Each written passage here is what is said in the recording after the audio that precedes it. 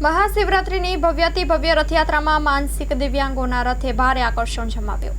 મહાશિવરાત્રિની ભવ્યાતિ ભવ્ય રથયાત્રામાં માનવજ્યોત સંસ્થા ભુજ સંચાલિત શ્રી રામદેવ સેવાશ્રમ પાલારા કચ્છના 30 માનસિક દિવ્યાંગો પણ જોડાયા હતા। શણગારેલ ટેમ્પોમાં હાથમાં ધ્વજા લઈ એક સરખા ડ્રેસમાં સજ્જ માનસિક દિવ્યાંગોના રથે ભારે આકર્ષણ જમાવ્યું હતું।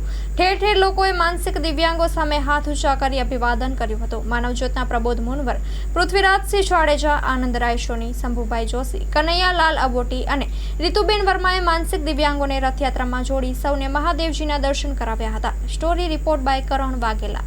સૌપ્રથમ સૌને મહાશિવરાત્રિ પર્વની ખૂબ ખૂબ શુભેચ્છાઓ, ખૂબ ખૂબ શુભકામનાઓ।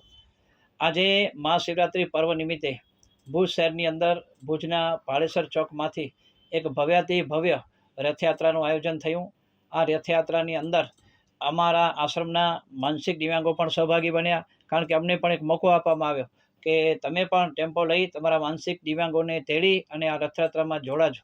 તો અમારા આશ્રમના 30 જેટલા માનસિક દિવ્યાંગો આજે આ રથયાત્રામાં જોડાયા હતા અને પૂરી રથયાત્રા માણી હતી, કારણ કે આ દૂર દૂરના રાજ્યોના છે, અહીંથી તેઓ ઘરે જવાના છે, પણ આજની મહાશિવરાત્રિ પર્વ નિમિત્તે આ રથયાત્રામાં ઉપસ્થિત રહેવાનો એમને પણ એક મોકો મળ્યો।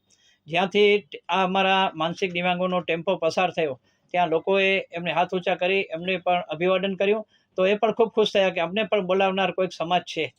તો આજનો આ પ્રસંગ અમારા માનસિક દિવ્યાંગો માટે અનેરો પ્રસંગ હતો। મહાશિવરાત્રિ પર્વ આ બધાએ મનાવ્યો, સાથે સાથે મહાદેવજીના દર્શન પણ કર્યા। તો આ રવાડીના આયોજન, રથયાત્રાના આયોજકો સર્વેનો હું માનવજ્યોત સંસ્થા વતી ખૂબ ખૂબ આભાર માનું છું।